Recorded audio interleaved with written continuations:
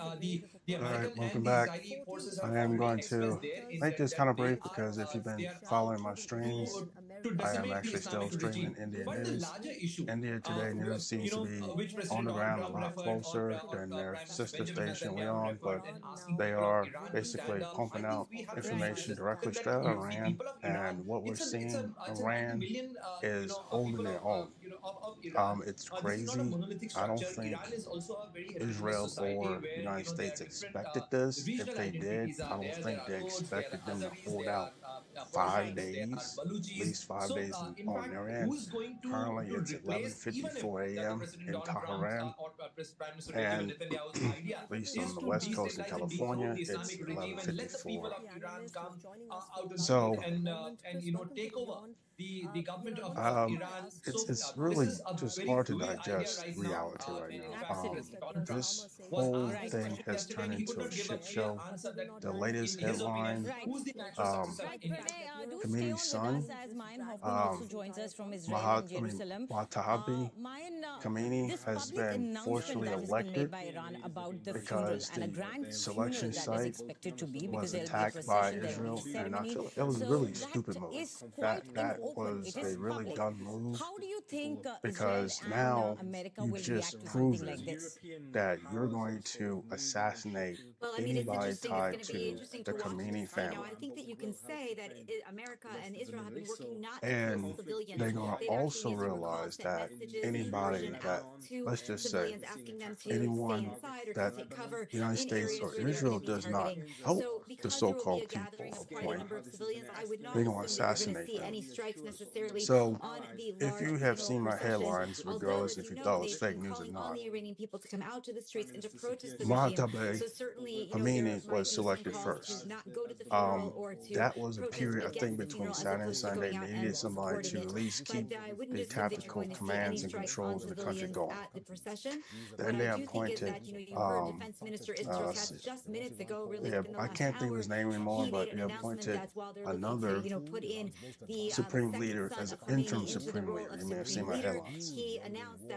They were going to use him temporarily, and most likely they disappointed him because they already knew Israel was still targeting the family, and they were probably moving the family around at the time. But they still needed somebody strategic to run the country. So once they appointed an interim supreme leader, they were going to move forward with finding an official supreme leader. Well, Israel just fucked that up. Now, I don't support Israel. I never did. I never saw anything it did was according to, as they would say, what God would want. Apparently, in their history, they assassinated, or let's just say had Jesus killed, so we can't say they are trying to do anything that Jesus would have done. What they're doing now is officially dragging America into the same war they had in the 80s and 90s. So this has now gone full circle from what I looked up. This is almost the exact same war President Reagan was dealing with that bled into George W. Bush. So everybody's asking, what the hell is going on? Why are they attacking friendly nations? Well, I said this before. The only reason why they're attacking friendly countries around them is because they're attacking American bases and interests. And I also mentioned the reason why they were attacking hotels were they were attacking for the simple fact the princes have close business ties with Trump. Today, India Today just found out there was another report that was released, found by a journalist, stating, this is an update, stating not only did Nahat, Nataman, I can't even pronounce his name, but Behaman Netanyahu forced Trump to help attack Iran, but the Saudis also forced Trump and Israel to go ahead and attack Iran. The Saudis princes forced Trump, with the encouragement of Israel, to go ahead and attack Iran. So that was not just Behaman,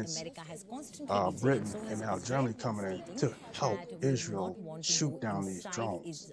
Iran And yet in Trump terms wants of to ground waste invasion. billions of But dollars on a Golden now Dome we see the system second that's wave probably not of going to be this able to shoot coming in, down and drones. that sort of tells us that possibly I mean, make it Iran's make air sense. defenses are not So what they were the earlier, diplomat but Iran of Iran refuses said, to give in. Now, quickly, let's Foreign look at Minister the new breaking Abbas news that's coming. Aragachi said, Iran is not at war with regional countries. But it is with the United States, keyword United States, And we have after news the coming in, country and was this attacked is on Saturday. attributed to the Middle press East TV, nations must and it pressure says the that U.S. over its action I beg against your pardon, Iran, Revolutionary Guard Corps, Arachi IRGC, has Arachi launched said. 17th And that's wave true, of strikes and that's against the US difficult and part. Israeli targets. Remember, This we were war just telling has you that divided how Iran is Europe refusing to give up badly. despite losing control of most of its If you want to airspace. It seems they destroy have NATO, again this is the way launched you do it. another wave You of side strikes with Israel. against US and And Israeli NATO targets. has Well, there are many been targets that have been there disagreeing on with the list Israel of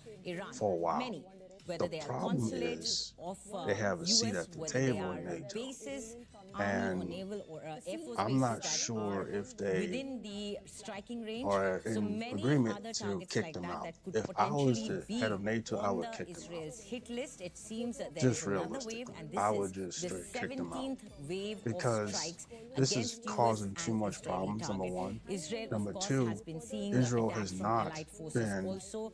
Many holding up their proxy end to forces have of complete Iran, and ceasefires. they've been And now facing Israel a barrage of put ballistic out in a missiles from statement Iran as well. they want to But kill their air defense system Matabi has successfully stopped Khamenei most of them, but it seems now that now he's in again power. it is And a then if the next relentless Prime Minister pounding gets that in, they Iran want to is kill doing. him. Iran And is then the not next, it's backing like down. now It you've is sort of gone a from strategy it is employing of assassinating sending waves a and waves dictator of that drones was and pushing smaller back munitions towards Iran, and pushing I beg back your any pardon, American Israel, influence. as That's well why as those protesters got US shot. assets And if you in look the at the history neighboring of Iran, countries. So this is they're not important dealing to with that understand anymore. now. And We I are think I hearing have that brought that up. IRGC That's the has reason why launched they're another tired of wave. American This is influence and considered to be the manipulation. 17th Any country is. wave of strikes. For the Now most this part. all comes together. We have to understand So they have just taken this war announced from the new assassinating leadership. a so-called They've told us dictator that it is the earlier to supreme leader's son knocking out all their who is going to defenses, take on the going by this leadership narrative forward. of They have you cannot have also no just nukes, announced which the they don't want them to have no funeral uranium of if you the want to put it in earlier context, supreme which that's leader. stupid. And They want within all this, to there continue is to also control a their oil continuing exports, wave which of I think they strike finally got that most of we the see control of that. coming in against Two, America and they want also to put Israel. an Also American-Israeli important to influence understand. Now, Iraqi Shia supreme leader militia in, so is sending Israel out can swarm manipulate drones the whole to region attack because in Iran is the Jordan. last Jordan, country that's been that pushing has back. largely been away from If this they can get conflict, but Iran out remember the there way, was one base then that was Israel can attacked, do whatever and they the want with initial Gaza, with the United retaliatory States, response as long as from Trump is in office. Iran, and now it seems that militia, which As is long as allied Iran is in the way, with the Israel's Shia going to always leadership have of Iran, resistance has to now their attacked grand scheme of genocide.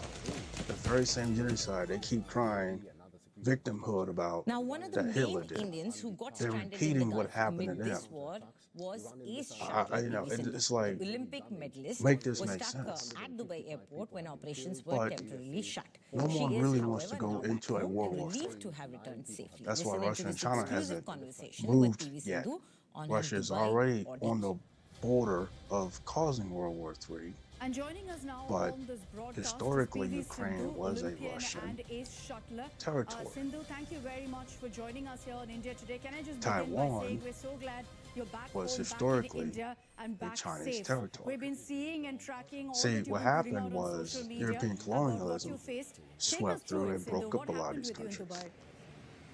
That's why they're battling over political Oh, ideology. well, yeah, one second, I'm sorry.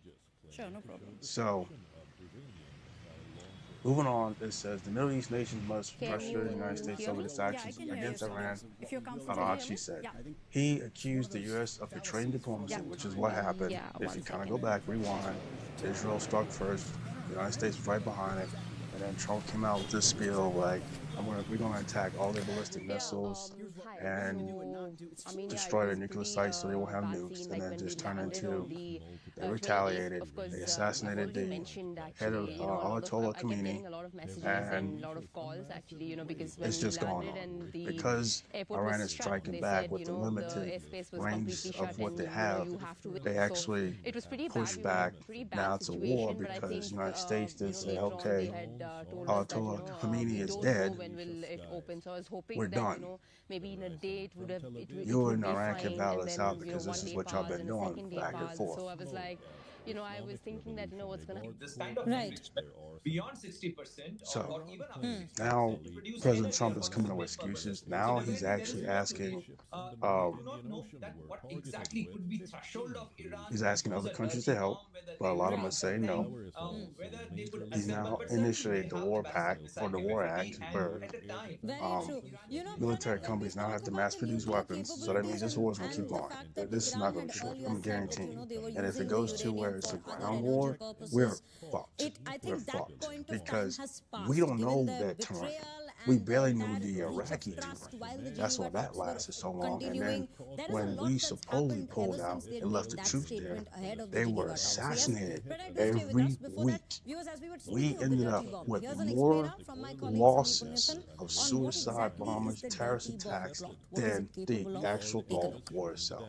If we go back to that Can scenario Iran in make Iraq, a nuclear weapon? no, I'm sorry, in Well, Iran, currently it's going to be cannot the because it same has about thing. 400 Not only that, kilos of you don't highly have enriched uranium, most of those little small nations enriched around to about Israel 60%. striking. You don't It needs to have get Pakistan to striking. 90% Some of the enrichment if it can make a nuclear movements weapon, in that is Iraq a fission striking. bomb. That But could whole Iran make Middle a dirty Eastern bomb? area What is a going dirty to bomb? flood And, into could Iran Iran. make one such weapon? That's what's going to Well, happen. theoretically, There they is can. more Now, let's rebel understand groups than they what had a before. dirty They want to bomb say terrorist is. groups, but there's more A dirty rebel bomb is groups than they a had weapon before. which uses Pakistan groups uranium, are already but attacking. it doesn't use it You to have groups in trigger Iraq a already. nuclear Iraq is split explosion. down the There is middle no right now. nuclear blast. There's no release If of not, they energy wholeheartedly as you have support in a nuclear Iran. explosion. So a dirty bomb is Wholeheartedly. primarily a weapon that So, is built here's the important thing right here. Archie suggests U.S. military bases, Uranium. even if based in Gulf countries, are still legitimate targets. Uranium And particles, he is radioactive absolutely correct. particles that If you could look at the context, despite how hard around this is to explosives, digest, this could be triggered off. Israel and U.S. is And attacking Iran when and this everything in Iran. explodes, That's Iran. So creates a cloud the defending country has the right radioactive to material. attack the enemy or the country attacking them.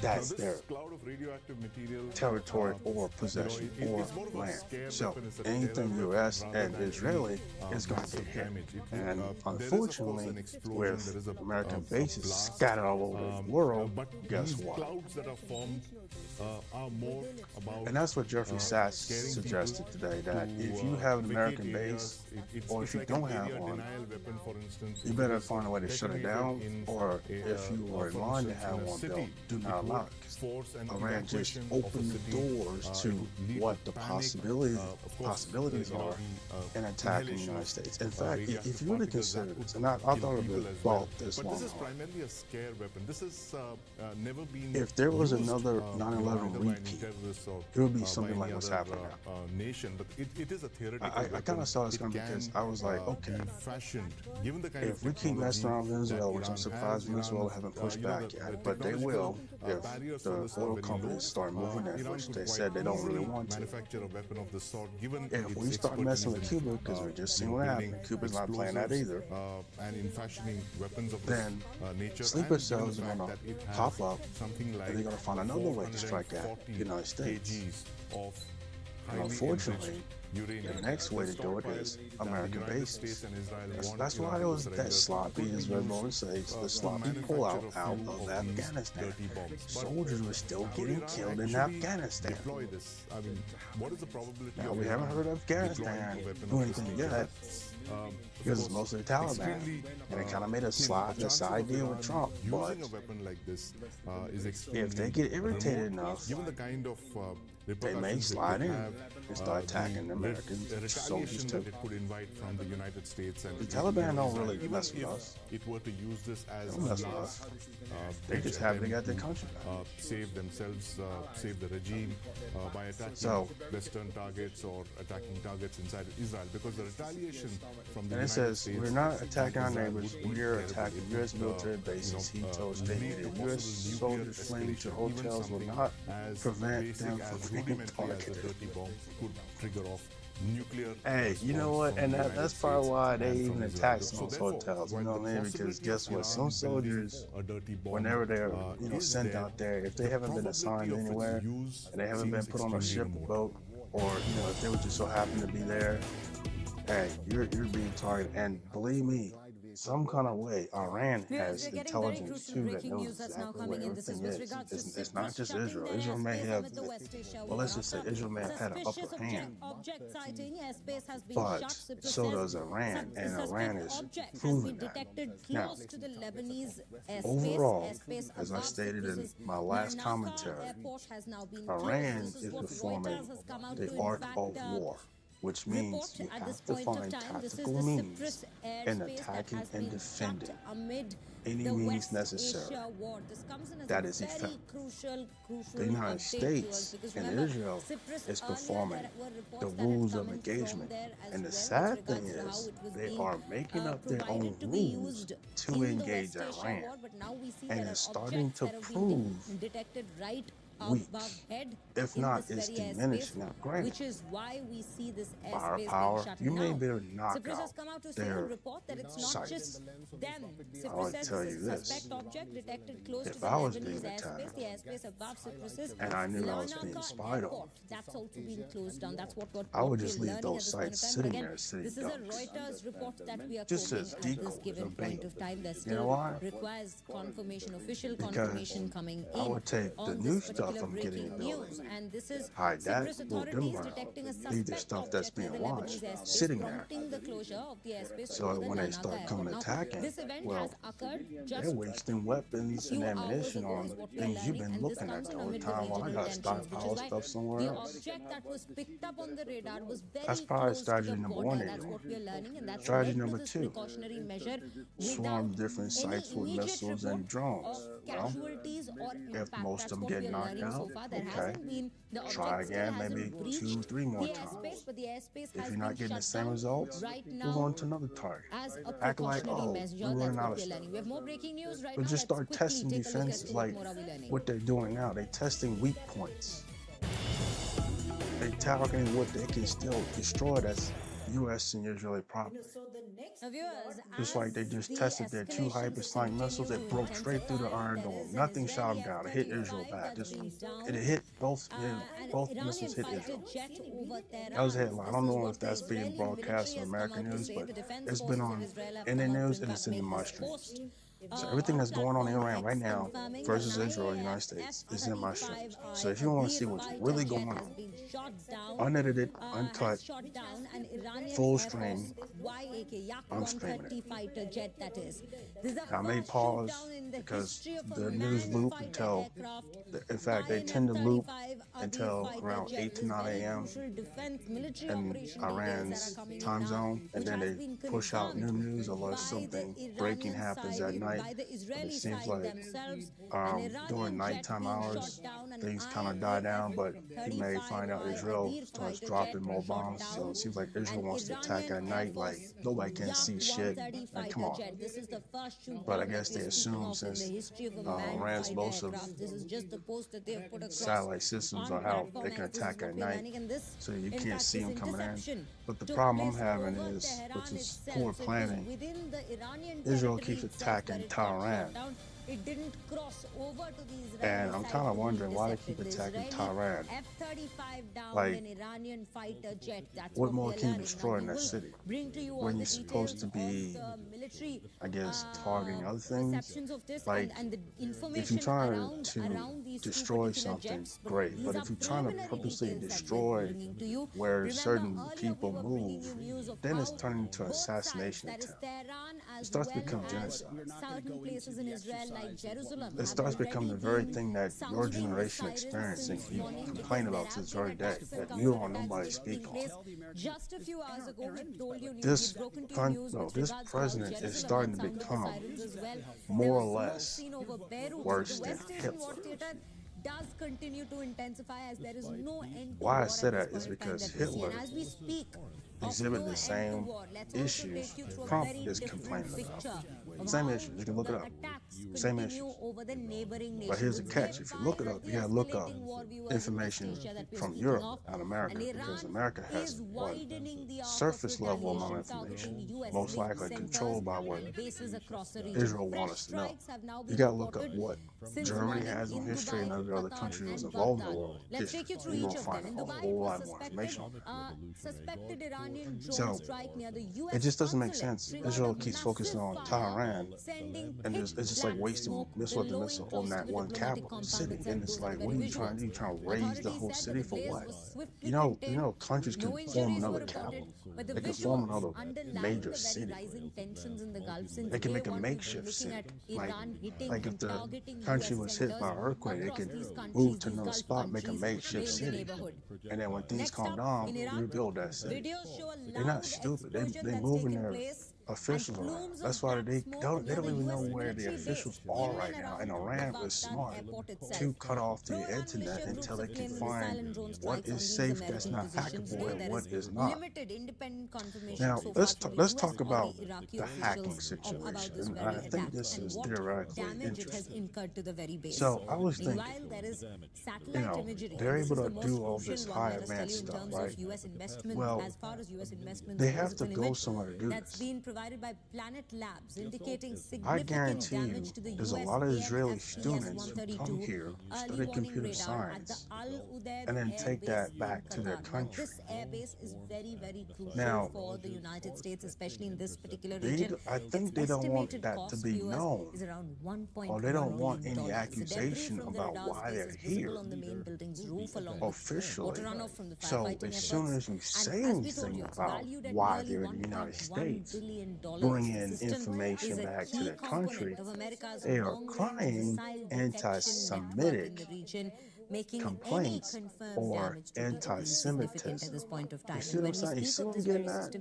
It's almost like a cloak and dagger at this point, because I was starting to wonder why all of a sudden, after, let's just say 2018, despite there was a rise on backlash towards them, all of a sudden, anti-Semitism, the same crap that black culture do with the racism bullshit and the race card shit. Same shit. Because it is the satellite imagery from Planet Labs that is confirmed. But now all of a sudden, they just released that they hacked the entire traffic system. And that was the most advanced thing in that side of the world that was done.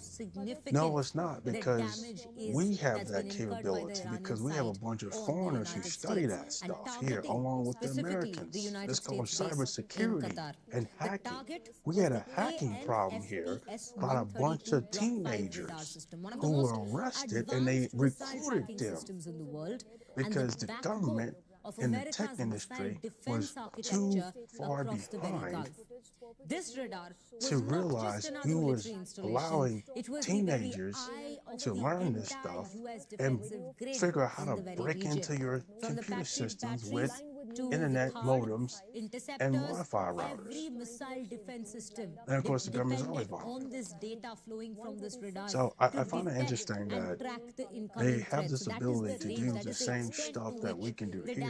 So that means the only way they're able to do that is they're coming here to go to school for that shit, and they bring it back to their country. They don't want nobody to know what they have their students doing here. So they cry anti-Semitic bullshit to make sure you don't say a goddamn thing about why they're here and what they're doing here. But any other culture, if they get caught doing the same stuff, instant deportation, instant cultural crimes against, like the Chinese, when they had COVID, all of a sudden, it's hate crimes towards the Chinese.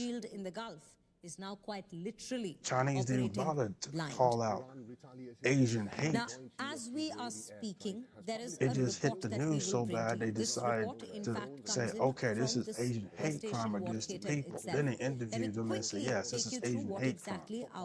Other than that, the Asians didn't really cry out Asian hate right away. Military shield in the Gulf that we're speaking but of. We had a president that instigated it. That's not the only damage that's been incurred. There is so that's just my take on that. If I get desensitized or canceled or banned, oh well. It's something to think about. Because you gotta understand, how is Israel able to have all this advanced abilities? We're feeding them funding, because they just mentioned that Israel has deep pockets yesterday on one of the newscasts. The only reason behind that is because Biden sending a bunch of money and Trump is low-key sending the money too. Don't believe the hype. He's sending the money too. Trust me. He's funding their asses too. And he's also probably providing them weapons. If it's not, he's providing our military support. The very thing he said he would not do no more for anybody. But here we are, providing military support to Israel. Stood before the United States Congress and announced the beginning of military operations to disarm Iraq and to defend the It's something to think about, because Israel is take, but why are they not bringing anything back?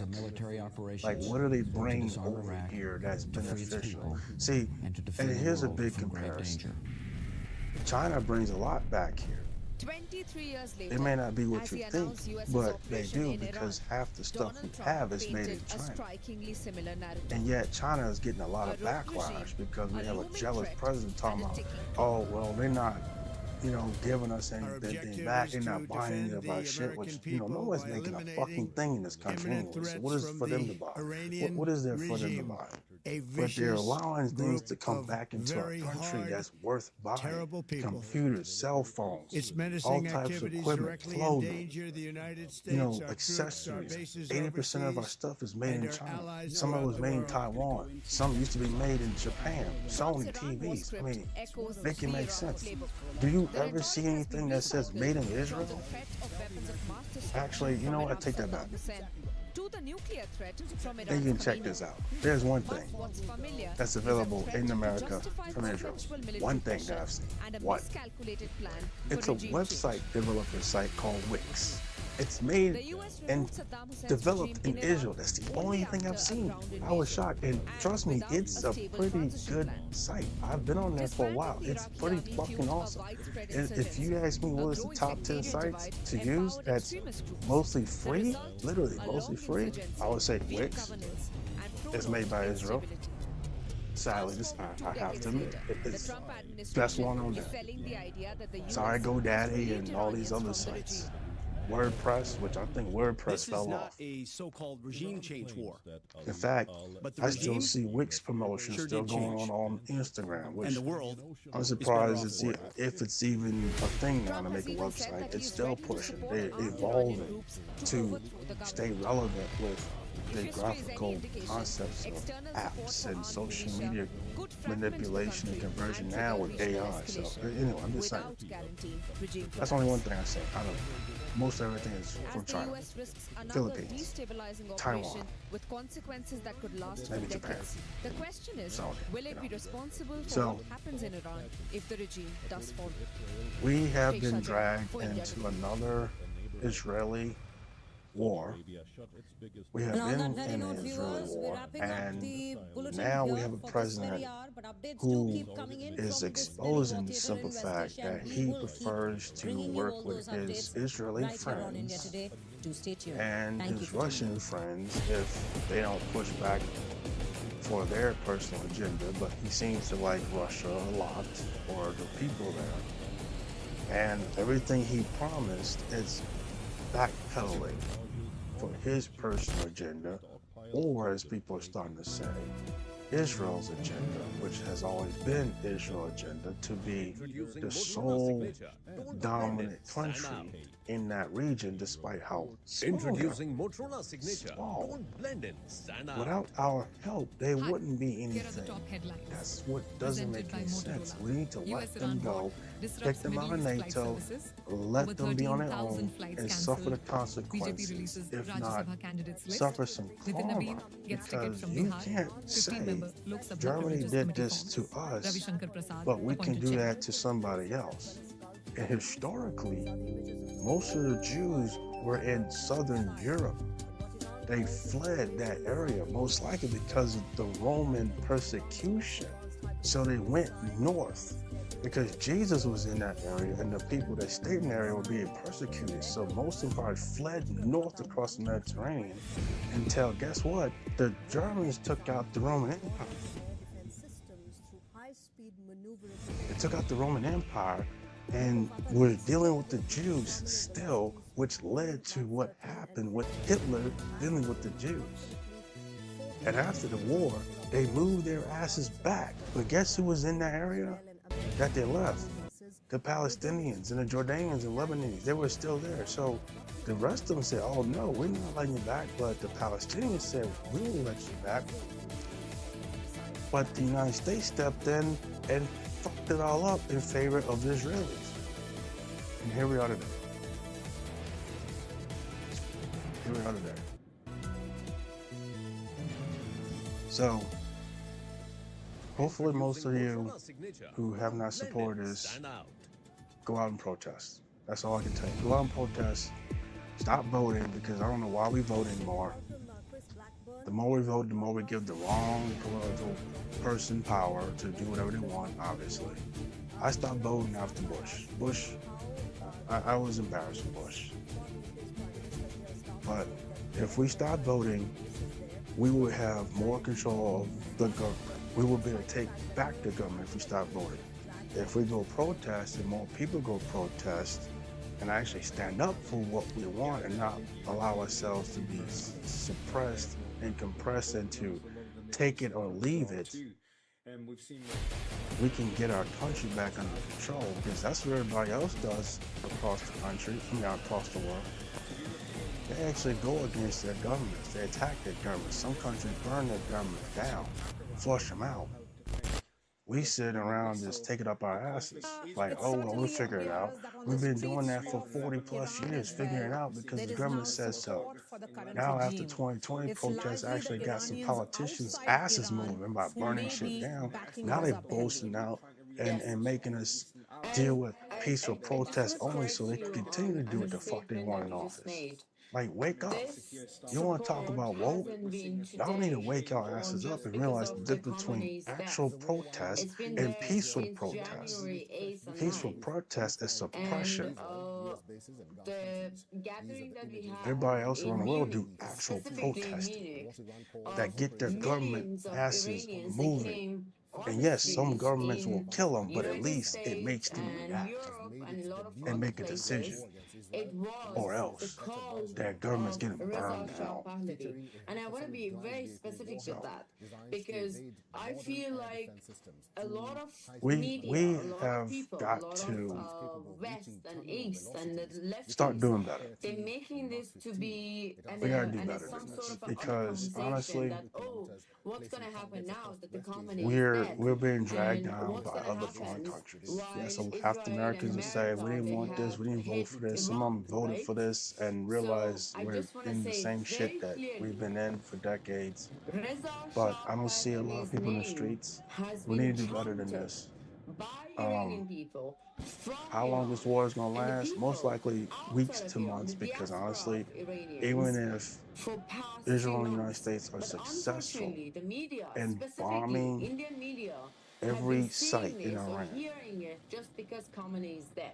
And the war Israel's has happened. real intentions So is to assassinate the entire Okay, Geeta. Khamenei Mandana, family, I and was that's in Tehran, wrong. and I know that That's there is a genocide. lot of That's disillusionment actual against murder. the regime, That's but certainly not constituted as much as popularity official for war Pahlavi crimes. And as you're Trump is suggesting. dragging behind his There might be ass, some sort of accepting this. a faction that really would want Pahlavi, but many others do not. Maybe they'll be looking for a This democratic is not the war I'm we so need to be sorry. in. I don't want to And be unfortunately, disrespectful. I don't want boots to on the cut ground you or out. not, we're going to have A lot of repercussions Indian after channels, this. and I have been Iran has been through this shit specifically since spoken about it. By 1959, if I'm knowing my correct. life would be And in they're danger getting by used to living this, in and they're India getting and numb, having and this they're getting opinion smarter. is a fact. Friends or Absolutely not. foe No. around them or Your not, life is not they're going to be in getting danger. smarter and they're No, I'm getting sorry. wiser. You're in India, you're on Indian soil. You can say what And you the want to. We sad are thing actually a is, democratic setup. Your life is not going to be we're in danger. wasting weapons Let me on clear this something to country, you, because and it we're seems supposed to that be you don't know where I protecting come Taiwan. from and what I've been doing in And yet India you for have so many Russia years. and So China let me watching give you this and like like, this is number back 2. forward of what I've done in India. Well, if the United In States keep doing this, well, I 2010, can I came take to back India. Ukraine, I I had, can take I'm not a Taiwan, which political person. I don't I'm know not what part of any Zelensky is parties. I'm doing, but not he needs part to of wake any up too. Like, dude, organization. you know Okay. you're a pawn. 2010, I came to India Zelensky's a as pawn a in simple, between two basic warring model. power heads And if you know that don't at the really care about backstage him or of his any country. modeling That's shows that I don't know. happens, Like, he needs a to reporter back asks a up question of the his country models. Where are better you than that. from? I understand How he do you needs feel help, about the but show? Whatsoever. And if I was him, 2010, I would just keep I just pushing said, to get, simply, I just said, I am from Iran. And the next you day, know, there was an article get saying there a is get a a spot new in NATO, caller in because town in Delhi declining it whose now all of a sudden name still is hasn't Mandana stopped the war in Karimi, this la la country. la. It still hasn't And stopped the in bombing. So matter he of should like have just go 48 ahead hours, I was called to and the push to embassy and I be questioned. a part of NATO And at this point. Just real I've been talk. questioned for so It hasn't many done years anything. in India. Him And that's declining. not the He's point still of getting this his ass interview attacked. or So a he should conversation. just go But back to and say, hey, answer to your nothing's question, happened, nothing's the reason changed. I'm so disheartened Everybody's lying to me. by the Indian I need a seat media at the is table the in fact NATO. that a lot of people, and so has Yeah, your that's what he should do, like platform, realistically. has given a platform to the regime that So has been murdered thousands of its this own is citizens some for weird years times. and years This and country years. is falling And apart. suddenly, The people are suffering here. We have an increase in homelessness. We have ICE attacking people more than immigrants. You know, it's just a shit show. And our prices are going to go up because of this war. Trump is going to ask for more money for military strength and replenishment, so it's going to cause more prices. It's just nah. He's not doing anything to fix anything in this country. Stealing other countries' oil, as he would say, that's not going to fix the oil prices. No, but we're not going to go into It's just not. So the I just don't know because at the age of 18 where years we're old, heading. I was I have heard a lot of people said in 30 years this entire planet is going to be unsustainable. Trump has accelerated that. Okay? So you can probably say now in 26 years it's going to be unsustainable, because by the time he finished fucking everybody over in the ass, to be in a public places, and I watched my friend to get lashes, and that's why I left Iran. So that's for my commentary. I'm going to let the news media stream so you can get updates on what's going on the side of the world. And I'm telling you very And if I have any other commentary to talk about or bring to everybody's attention, I will be back online. But I'd rather just allow the news stream so you can get an idea of what's going on. And hopefully, we'll vote better than this if you voted. I would say just don't vote. That's just me. It's up to you guys. I'm not telling you what to do. I'm just suggesting I stop voting because it just doesn't matter. It just doesn't matter. So, everyone have a good night. And everybody on the other side of the world who is actually dealing with this, prayers are out to everyone, and hopefully everybody's safe. In Geneva, I cover foreign policy. It is my job to interview foreign ministers who are going for important assignments. When we went there, we were talking about how the moral policing in Tehran has come down after the protests. And it is true. I did not wear a headset except for when I was doing the interview because it was the official building. My dear, I respect you, woman to woman. Forget the politics. Forget the fact that you're a reporter and this is a news channel or whatsoever. I respect you as a woman. I respect you, the fact that you put your life in your hand and you went to Iran. I produce you for that. I bloody respect you for that, because I know as a woman going to Iran as a reporter, right? If you're gonna say something that is not as per as what the government wants, what your life is gonna be. I produce you for that. I do not doubt that. And I respect you, I salute you that. Well, as the war widens in West Asia, all right. There seems to be some problem with that line of Mandana. There are reporters that they go to Iran and they see what you see and what the government wants you to see. What I'm saying, please have an empathy with the Iranian woman who I have lost my childhood. I have lost my teenager time to the government. We absolutely do. There is no question about that. I do. Not standing I know with you do. There is no question about that. Let me finish. Let me finish. Please let me finish. I respect you a lot, but the fact that you give a platform to murderous regime who has killed my own friends. I'm not talking to you as an organization. I'm not talking to you as a political party or whatsoever. I'm talking to you as an Iranian woman who's been arrested and watched her best friends to get lashes. And I have a mark in my own body from that. Okay, I just need to ask you one question then, Mandana. Please allow me the time, Arya. Mandana, I need to ask you this. Please do. And we're talking geopolitics here. You're here because there's a war that's on, right?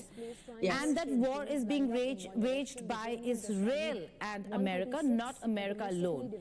If Iran loses, Israel wins. A very strong Netanyahu who also has completely taken Gaza by storm, razed it to the ground. You're okay with a stronger Netanyahu in the region? Can I tell you, can I answer you in this way? Again, 3 months ago, for the first time in my life, I went to Israel. For the first time in my life, I've studied in Iran. I went to Islamic Republic private school in Iran. Every day in the morning, they taught us, death to Israel, death to America. When I was a kid, I was punished because I asked my teacher, who is Israel and who's America? Why do we hate them? And they didn't have an answer for me. They punished me. At the age of 39 years old, as an adult, I went to Israel 3 months ago, okay? I have Israeli friends, and I went to the border of Gaza, and I saw it with my own eyes. And the reason I was able to do that, because I don't have Iranian passport anymore. I have different passport now. It's not Indian, but I have a different passport now. I went to Israel and I saw it. The bullshit that Iranian regime, the school that I have studied, they teach us to hate Israel for no reason. It absolutely doesn't exist. And I'm sorry to say that if my country has been oppressed for 48 years and I have lost my school. All right, Mandana, we certainly understand your sentiments, so thank you so much. Thank you so much for joining us.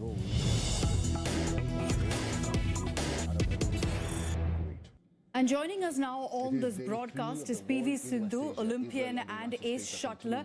Sindhu, thank you very much for joining us here in India today. Can I just begin by saying we're so glad you're back home, back in India, and back safe. We've been seeing and tracking all that you've been putting out on social media about what you faced. Take us through it, Sindhu. What happened with you in Dubai?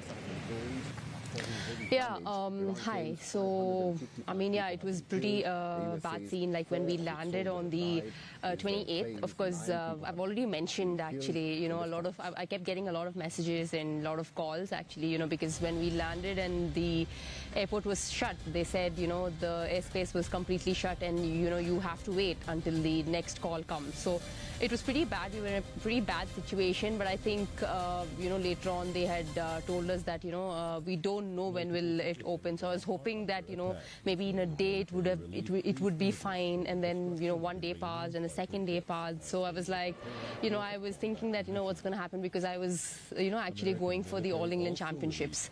But, yeah, unfortunately, you know, I couldn't. But I must say I safely, you know, reached back home. I think that was way more important is what I feel at the moment.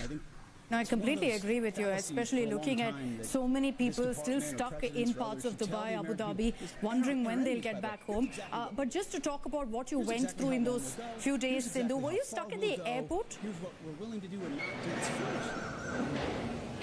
Yeah, we were at the airport like almost for like, you know, 10, 12 hours. And finally they have, you know, agreed to give initially they were not allowing us outside the airport as well, because, you know, there was a lot of crowd trying to, you know, go out. And they said that, you know, we would be giving a transit hotel, and then whenever you get any email, you can come back to the airport. But, you know, that also took time because there were so many people, because all the flights have been cancelled, right? So from different terminals. terminal. So it was literally like a chaos, so many people were there.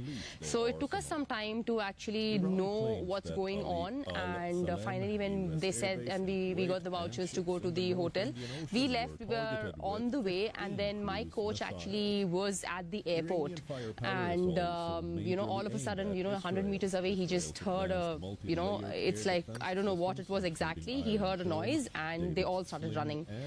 So it was terrifying at the moment, because we didn't know what was going on. We were in the bus, but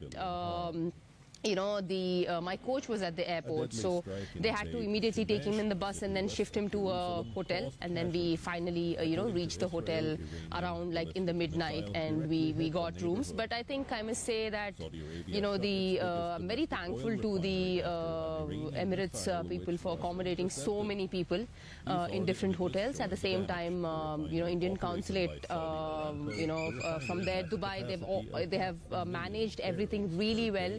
And I think it was really, really very nice of them to actually accommodate a lot of people and take care of all of us. And of course, government also was very helpful.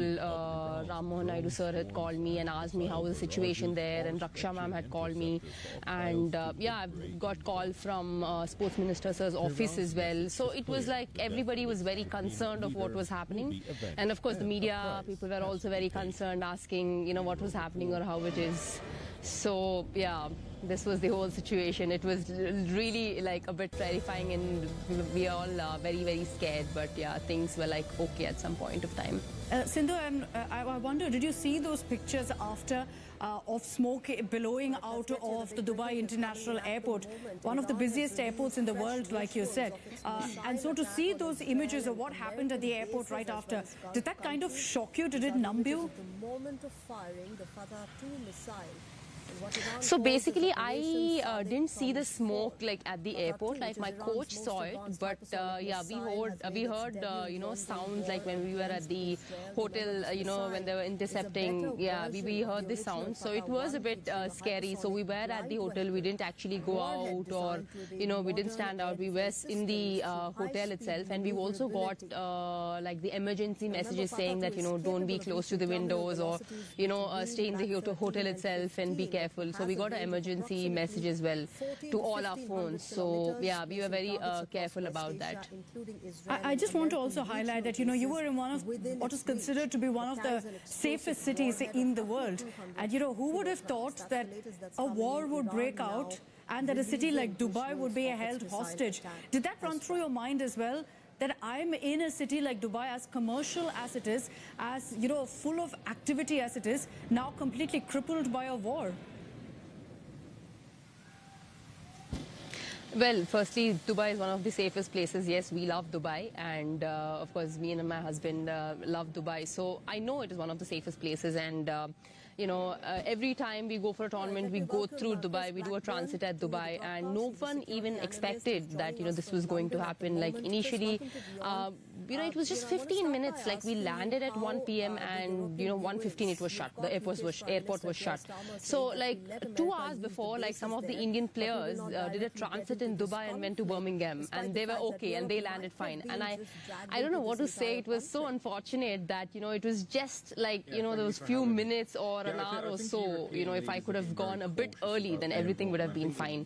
So I wouldn't have been here today, but I would have been in Birmingham, playing my match. But I mean, right now I can only say that, it's important, safety is important, and, it's good that, they've arranged flights to a lot of, Indians and to different cities like Chennai, Bombay, Delhi and Bangalore. And I must really thank the Consulate General of India, who were at Dubai, and also from here coordinating. From India also they were coordinating, how was the situation and everything. So hats off to them to actually help us. Yeah.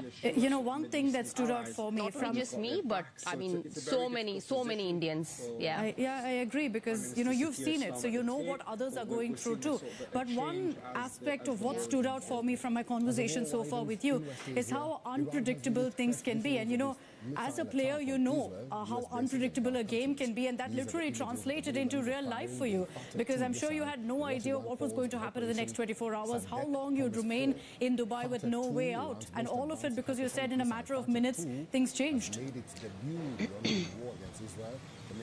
Yes, absolutely. I mean, no one predicted this, and we didn't even know how many days we were going to stay there. And suddenly, like yesterday, we got a call in the evening because the Emirates people actually came to the hotel and actually took our details and everything, and then went back, and we got a call from Emirates saying that, you know, if you're traveling to India, please do come back. And even then, I've asked them that are there any flights to go to London or, you know, anywhere so that I could actually go and play a tournament.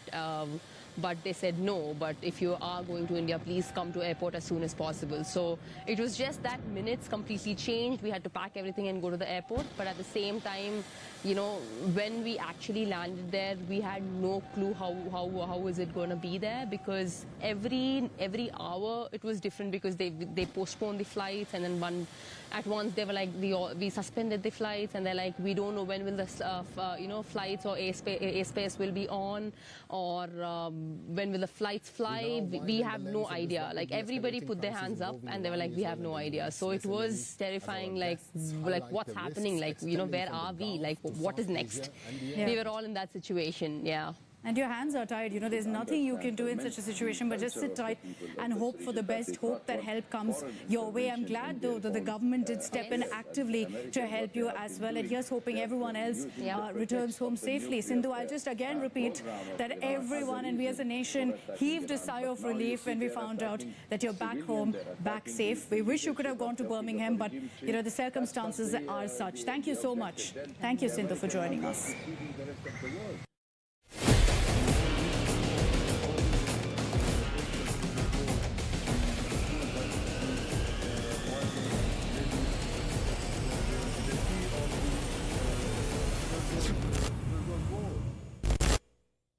We are looking towards Russia. Introducing Motorola Signature. Don't blend in, stand out. Usually in the short so the next lot will much worse than what is going to work. That's what I said, I don't see a real end to this. I mean, there will probably be more villains or people as they come up with their extreme, with their part of the data set them until someone comes acceptable to everyone, which has to be a well exercise. And there's no point not letting the people elect your own leader. It doesn't happen like that. I think the problem is that it is going to directly impact India. Make your media plan smarter with India Today Live TV on your connected devices. Amplify your brand with 100 million smart internet viewers. To advertise, mail us at sales@aajtak.com. Force India to diversify buying much more from Saudi Arabia. All that is going to be a problem in the state of all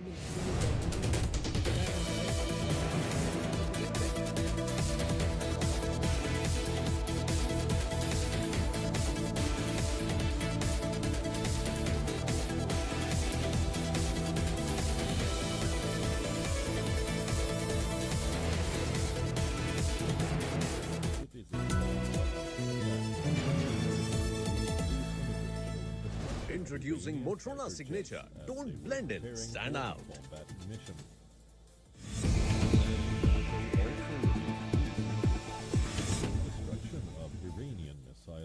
We are working around the clock 24/7 to ensure that we are able to available to all members of community. We are running helplines 24/7 and emails which are details below in the screen.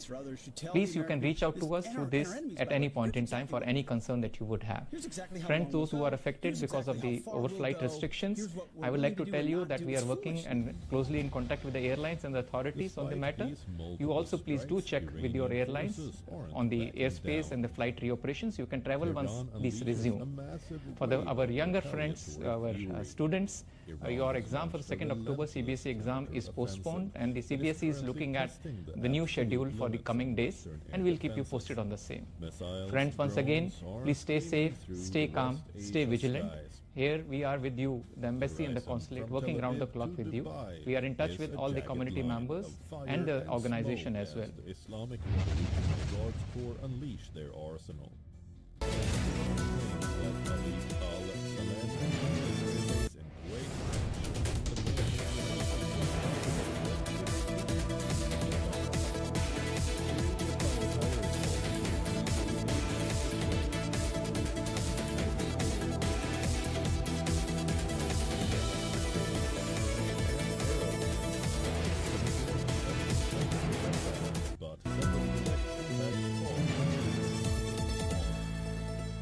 Introducing Motorola Signature. Don't blend in, stand out. A city west of Jerusalem caused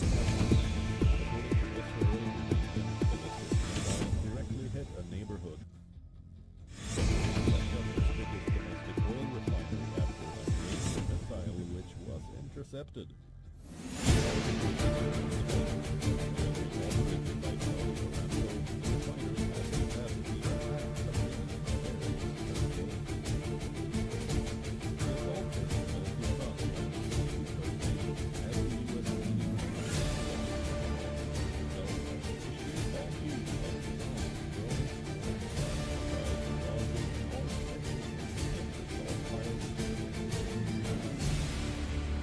Tehran's message is clear. The death of its supreme leader.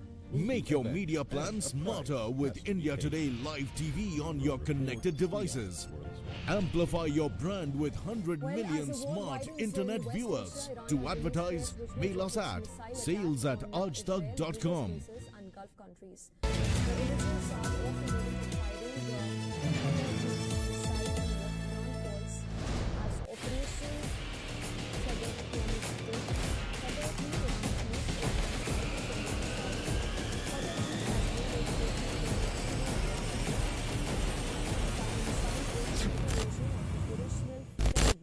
That features a hypersonic guide.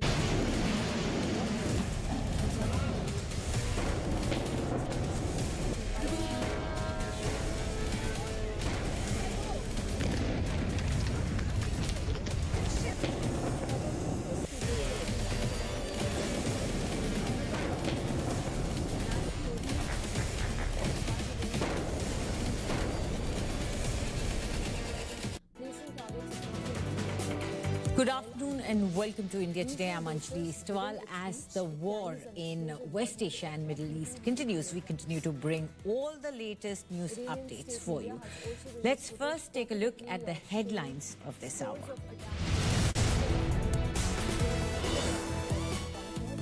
Khamenei's son, Mojtaba, Iran's new supreme leader. Mojtaba elected under pressure from Iran forces. Iran army forced clerics to elect Mojtaba as supreme leader.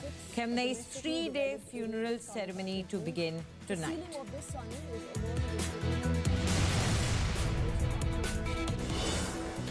Israel vows to target next Iran supreme leader, says new Iran supreme leader is a target. Israel to go after Mojtaba Khamenei.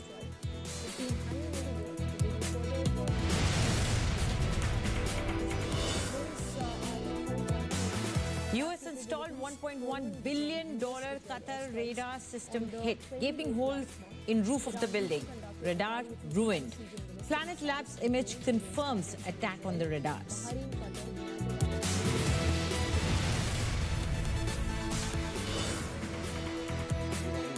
Drone targets Iranian Kurdish opposition group headquarters in Iraq hours after Trump mulling to arm Kurdish fighters and Iran opposition.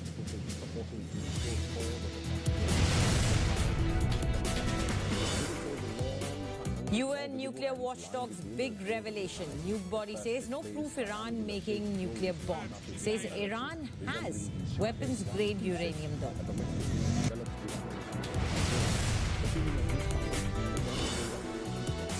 Iran's dirty bomb threat. Iran may have 440 kilograms of highly enriched uranium. Iran enriched uranium to around 60%. Iran could build bomb out of the existing material.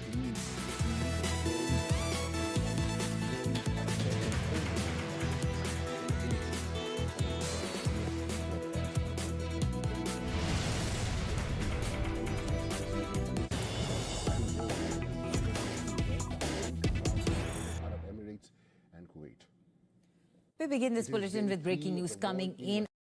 The war escalates step by step. There are multiple news updates coming in, and right now we know that an Israeli F-35I has downed an Iranian fighter jet over Tehran. This is according to the Israeli military, which is claiming that they have downed an Iranian fighter jet. They have tweeted and given information about this. The IDF has claimed to shoot down an Iranian jet. Now, this Iranian jet is an Yak-130 fighter jet, which is of Soviet origins, and it is believed to have been shot down by an F-35I, a Adir fighter jet, which is basically an F-35, a US-made jet, which is fitted for Israeli weapons systems. So an F-35I, a Adir fighter jet, has apparently shot down a Yak-130 fighter jet, which is believed to be Iranian. Now, this is the first shoot down we are getting to know of in history of a manned fighter aircraft by an F-35 Adir fighter jet. This is claimed by IDF forces. They are saying that this is the first time that they have shot a manned fighter aircraft. So this is a significant escalation as far as combat is concerned. So now there are actually air combat happening in the skies of Tehran as Israeli forces claim that they have shot down a jet, which is an Iranian jet of Soviet origins. It's a light aircraft which is supposed to have modernized the Iranian Air Force considerably. It was working 24 hours in the Iranian airspace to counter any missiles or any airstrikes.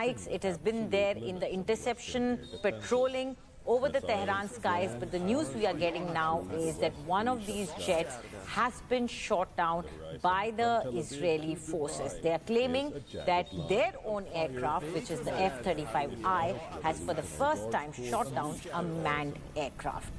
Iran claims that Ali al-Saleh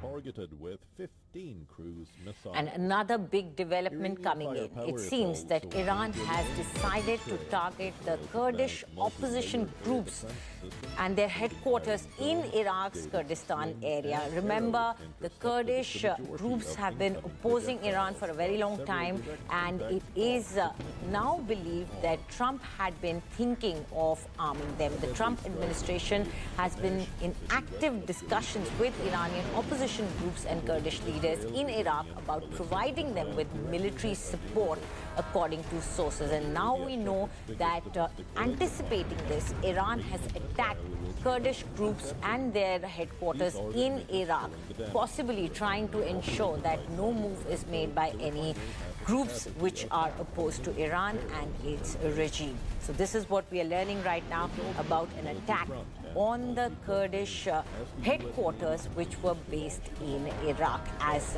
US tries to get all these forces to ally with it, to get them on their side, possibly giving them training, intelligence reports, and even arming them to ensure there is an uprising against the regime in Iran. But it seems Iran is anticipating that and going after the Kurdish group and attacking their headquarters in Iraq. And now moving on to more news coming in. This is related to the Supreme Leader appointment. Ayatollah Khamenei's son, Mujtaba, has been elected Iran's new Supreme Leader. Iranian media reported that Mujtaba was selected as Iran's new Supreme Leader by the country's Assembly of Experts. According to reports, Mujtaba has been chosen to assume control of the country. He is the second eldest son of Ayatollah Ali Khamenei and has long been seen as by the observers as a potential successor.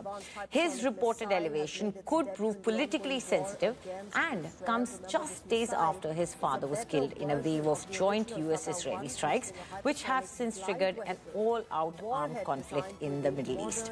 Now, the Iranian media further claimed that Iran's slain supreme leader, Ayatollah Ali Khamenei, will be buried in Mashhad tonight at 12 a.m., that is midnight. It will be a 3-day ceremony which will start tonight. It is a mourning, a funeral which will go on for 3 days. Meanwhile, Israeli Defense Minister Israel Katz, in a social media post, threatened to eliminate any supreme leader elected by the regime, which means Mujtaba also. And now let's try and understand the basic family lineage of Ayatollah Ali Khamenei and who are the people who are left after his passing. Well, his wife, who passed away recently, she had suffered quite a few injuries and she succumbed to that. She was married to Khamenei in 1964. She was known for living a very private and conservative life, rarely appeared in public or in media. Then are the sons. Mujtaba Khamenei, the most politically influential son, who we know is now being appointed, but he's the second son. He is a cleric who studied in Qom, often rumored to have strong influence inside the Islamic Revolutionary Guard Corps and Iran's political system. Some analysts believe that he was always a possible successor, as he has become now.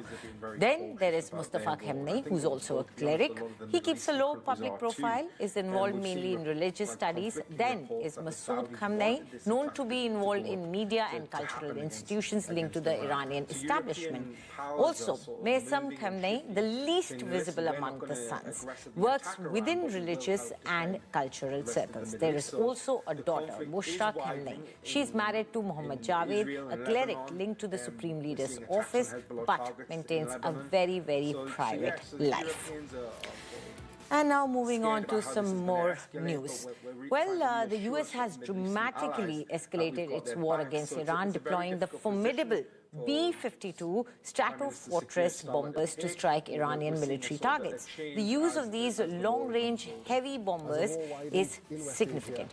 B-52 are typically brought in only after air defenses have been largely neutralized, signaling that US and Israeli forces have effectively achieved air superiority over Iran and its airspace.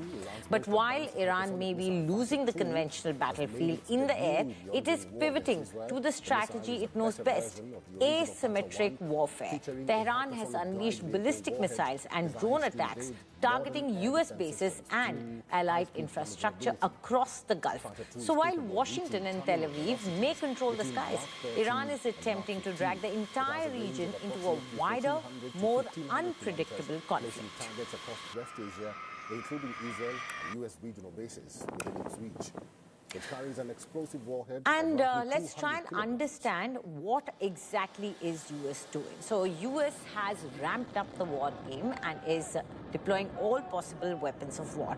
US has confirmed that B-52 bombers will be striking Iran, and they have been part of that. Well, also, we know that Patriot interceptor systems and surface-to-air missile systems have constantly been working in the entire Gulf region. They have been given to many other Gulf countries as well. So clearly, these are the weapons of war that US has deployed. Also, let's try and understand what else. US military's most powerful anti-missile weapon, the THAAD anti-ballistic missile systems, are also activated. We know that Iran has been pounding with the ballistic missiles. So clearly, those are also working big time right now. And also F-18 fighter jets. These are combat-proven multi-role carrier fighters. These are also right now working within the confines of the airspace that is currently under conflict. F-35 stealth jet. These are fifth-generation stealth fighter jets, which are designed to avoid radar detection, and we do know that the Israeli F-35 jets are working considerably, and we know that they have shot down an Iraqi air jet also. Now, the most advanced aircrafts in US arsenal, stealth air dominance fighters, F-22 Raptors, are also part of this action. So whether it is long-range fighter jets or stealth bombers, all are being used. EA-18G electronic attack aircrafts, which the US Navy's carrier-based electronic warfare fighter jets are also being used. They are stationed on the warships, and then they are continuously striking Iran, and they are doing their sorties to attack Iran. And also, as we see, P-8 aircrafts, maritime patrol aircraft, excelling in anti-submarine warfare and surveillance. So clearly, these are all the fighter jets that currently US is using, and it is not cowering down in terms of using its arsenal. Nuclear-powered aircraft carriers are also positioned. We know that USS Gerald Ford and Abraham Lincoln have been deployed. These warships have been in formation in the neighboring waters and trying to create a posturing. Also, as we told you, B-2 stealth bombers, US's long-range multi-role strategic bombers that can carry heavy payload.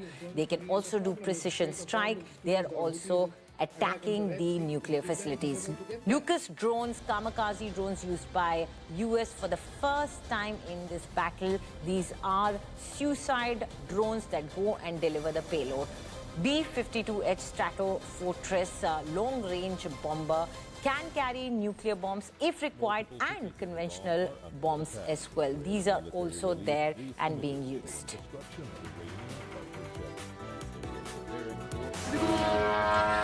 And it is day 5 of the West Asia war, and the battle lines are widening with no end in sight. Iran launched a strike at the US consulate in Dubai, sending black smoke billowing into the sky. The strikes hit the consulate's parking lot, according to the US. Meanwhile, France, Germany and the United Kingdom have signaled their readiness to coordinate with the United States and Middle East allies on potential strikes aimed at dismantling Iran's missile and drone launch capabilities. Fresh strikes were carried out on Tehran, sending thick clouds of smoke into the air. Amid this, the US president has claimed that Iran is running out of launchers and even missiles, even as Israel says strikes will intensify, issuing calls for evacuations. Donald Trump told the media that Iran is running out of missiles, claiming US ammunition supplies are unlimited, and also that defense firms are under emergency orders to build more weapons. Now, Tehran, on the other hand, has said that the country is ready for negotiations, but only with dignity, insisting any talks must respect national honor and standing. They're hitting countries that were, you know, let's call them neutral, right? They lived together for a long time. I think they were surprised. I was surprised. I think and now those countries are all fighting against them and fighting strongly against them. Someday they'll write a story and they'll say why they did that, but they hit countries that had nothing to do with what's going on. They were sort of leaving everything alone. All of a sudden they had missiles shot in, which shows you the level of evil that we're dealing with. They'll hit people that were actually at least somewhat friendly, and they had no problem. We were having negotiations with these lunatics, and it was my opinion that they were going to attack first. They were going to attack. If we didn't do it, they were going to attack first. I felt strongly about that, and we have great negotiators, great people, people that do this very successfully and have done it all their lives very successful. And based on the way the negotiation was going, I think they were going to attack first. And I didn't want that to happen. So if anything, I might have forced Israel's hand. But Israel was ready and we were ready, and we've had a very, very powerful impact because virtually everything they have has been knocked out now. Their missile count is going way down. They have no Navy, it's been knocked out. They have no Air Force, it's been knocked out. They have no air detection, that's been knocked out. Their radar has been knocked out. And just about everything's been knocked out. So we'll see how we do, but we're doing very well. We have a great military. So hitting only civilian places, hotels, and apartment buildings, and we're hitting them where it is much more appropriate. We're hitting them very hard, and the big scale hitting goes now. They no longer have air protection. They no longer have any detection facilities at all left. and so they're gonna be in for a lot of hurt. These are bad people. These are people that killed. I guess it's 35,000. It's coming out 35,000 over the last 3 weeks. Protesters, 35,000 violently killed. So these are bad people. The leader of the pack is gone. And as you know, 49 people were taken out in the first hit. And I guess there was another hit today on the new leadership. And it looks like that was pretty substantial also. So they're getting hit very hard, and we'll see what happens. A lot of people are coming forward. A lot of the people you would least suspect want to quit. They want to have immunity. They're asking for immunity, and probably at some point they'll be dropping, as you would say, laying down their guns. We'll see what happens. In the meantime, we're just continuing to go forward. Our military is the #1 in the world by far, and we are. Everything's big in my book. Venezuela was big. This is big. The original hit, Midnight Hammer, was big. Everything you view is big, but it's not considered very big by some standards, by some of our standards. We have a military like no other military that's ever been built. 5 years, you realize you put somebody in who is no better. So we'd like to see somebody in there that's going to bring it back for the people. And we'll see what happens with the people. You know, they have their chance. And we've said, don't do it yet. If you're going to go out and protest, don't do it yet. It's very dangerous out there. A lot of bombs are being dropped. But I would say that would be about the worst. Well, some of the European nations have been helpful and some haven't. And I'm, very surprised. Germany has been great. He's been terrific. Others have been very good, terrific. I think that the head of NATO, Mark, is fantastic. Okay? Mark Rutte. I think he's fantastic. But some of the European, like Spain, has been terrible. In fact, I told Scott to cut off all dealings with Spain. Spain, first of all, it started when every European nation, at my request, made 5%, which they should be doing. And everybody was enthusiastic about it, Germany, everybody. And Spain didn't do it. And now Spain actually said that we can't use their bases, and that's all right. We could use their base if we want. We could just fly in and use it. Nobody's going to tell us not to use it. But we don't have to. But they were unfriendly. And so I told him, we don't want to. Spain has absolutely nothing that we need other than great people. They have great people, but they don't have great leadership. And as you know, they were the only country that in NATO would not agree to go up to 5%. I don't think they agreed to go up to anything. They wanted to keep it at 2%, and they don't pay the 2%. So we're going to cut off all trade with Spain. We don't want anything to do with Spain. We are ready, we are ready to stop the war. We are ready for negotiating, but the negotiating should be with the dignity, not dictating something against Iran. We are defending ourselves. We are looking for our right and nothing else. And they have to give us the guarantee they are not going to attack us again, and also to remove the sanction against Iran. Why we are not ready for negotiation? We are looking for the peace.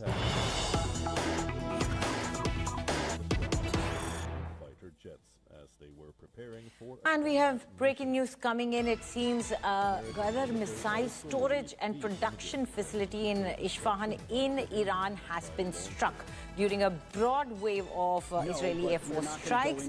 Dozens of Iranian terror regime, which they call, and their infrastructure sites have been struck across Iran. Now, targets included a facility used by the Iranian regime for the storage, production, and launch of ballistic missiles, including the Ghadar missile in Isfahan in western Iran. Remember, these are important missile arsenal for the country of Iran, which is currently relying heavily on its arsenal to target all that it considers enemy targets. And in the midst of this, it seems Israel is striking the storage and production capabilities and facilities of Iran to sort of ensure that they are not able to do anything to push them into a weakened state.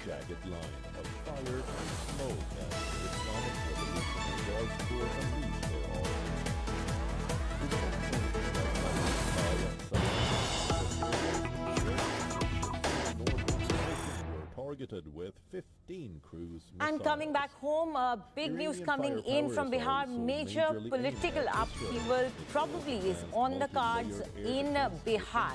Sources are telling us that NDA is mulling to send Nitish Kumar to Rajya Sabha. This could be a big, huge change. Now, with Nitish in Rajya Sabha, can Bihar have new CM, possibly from BJP? Joining us right now is India Today's Rohit Singh. Rohit, you know, the newspapers today were full of how Nitish Kumar's son could possibly be a candidate for Rajya Sabha seat, but this is something quite earth-shaking. Well, see, these are the news reports which have been floating for the last couple of hours in Delhi also and in Patna also, that there were speculations that Nitish Kumar, in fact not Nishant Kumar, his son, but Nitish Kumar could go to the Rajya Sabha. And also there was speculation that the BJP was wanting that Nitish Kumar should shift to Delhi politics, he should come to the centre and vacate the space for a BJP chief minister in Bihar. Because remember, despite a massive mandate that the NDA has got, and also that the BJP is the single largest party in Bihar at this point of time with 89 seats, they are not having a BJP CM because they had already made a commitment that Nitish Kumar would be the CM come what may. So now it appears that now that Rajya Sabha elections are going to take place in Bihar for 5 seats, already the BJP and Rashtriya Lok Morcha have announced 3 names have already been announced out of 5. That is 2 BJP, Shivesh Ram and Nitin Naveen, who is the party national president, and Upendra Kushwaha. These 3 names have already been announced. Now 2 names remains to be announced from the JDU quota. And what we are learning is that Ramnath Thakur, who is the minister in the Narendra Modi government at this point of time, he is almost certain to be repeated. But there was speculation that this time Nishant Kumar could make his political debut and could be sent to Rajya Sabha, and that was the speculation that was doing the rounds till morning today. But suddenly in the last couple of hours we are hearing that as well as in the national capital as well as in Patna, that the BJP was wanting that Nitish Kumar should come to the centre, go to the Rajya Sabha, and thereby within its reach. That Iran had earlier said that, you know, they were using the uranium for other energy purposes. I think that point of time has passed, given the betrayal and the entire breach of trust while the Geneva talks were continuing. There is a lot that's happened ever since they had made that statement ahead of the Geneva talks. So yes, Pranay, do stay with us. Before that, viewers, as we were speaking of the dirty bomb, here's an explainer from my colleague Sandeep Punyathan on what exactly is the dirty bomb plot. What is it capable of? Take a look. Can Iran make a nuclear weapon? Well, currently it cannot, because it has about 400 kilos of highly enriched uranium, enriched to about 60%. It needs to get to 90% enrichment if it can make a nuclear weapon, that is a fission bomb. But could Iran make a dirty bomb? What is a dirty bomb, and could Iran make one such weapon? Well, theoretically, they can. Now, let's understand what a dirty bomb is. Well, a dirty bomb is a weapon which uses uranium, but it doesn't use it to trigger off a nuclear explosion. There is no nuclear blast. There's no release of energy as you have in a nuclear explosion. So a dirty bomb is primarily a weapon that is built around uranium, particles, radioactive particles that could be wrapped around explosives. This could be triggered off, and when this explodes, it creates a cloud of radioactive material. Now, this cloud of radioactive material, it's more of a scare weapon. It's a terror weapon rather than any massive damage. There is, of course, an explosion. There is a blast. But these clouds that are formed are more about scaring people to vacate areas. It's like an area denial weapon, for instance. If it is detonated in, for instance, in a city, it would force an evacuation of a city. It would lead to panic. Of course, the inhalation of radioactive particles that could kill people as well. But this is primarily a scare weapon. This has never been used, either by any terrorists or by any other nation. But it is a theoretical weapon. It can be fashioned, given the kind of technology that Iran has. The technological barriers for this are very low. Iran could quite easily manufacture a weapon of this sort, given its expertise in, building explosives and in fashioning weapons of this nature, and given the fact that it has something like 440 kgs of highly enriched uranium. The stockpile that the United States and Israel want Iran to surrender could be used to manufacture a few of these dirty bombs. But could Iran actually deploy this? I mean, what is the probability of Iran deploying a weapon of this nature? That's, of course, extremely thin. Chances of Iran using a weapon like this is extremely remote, given the kind of repercussions it could have, the retaliation that it could invite from the United States and Israel, even if it were to use this as a last-ditch attempt to save themselves, save the regime by attacking Western targets or attacking targets inside Israel, because the retaliation from the United States and Israel would be terrible. It would, lead to possible nuclear escalation. Even something as basic, as rudimentary as a dirty bomb could trigger off nuclear response from the United States and from Israel. So therefore, while the possibility of Iran building a dirty bomb is there, the probability of its use seems extremely remote.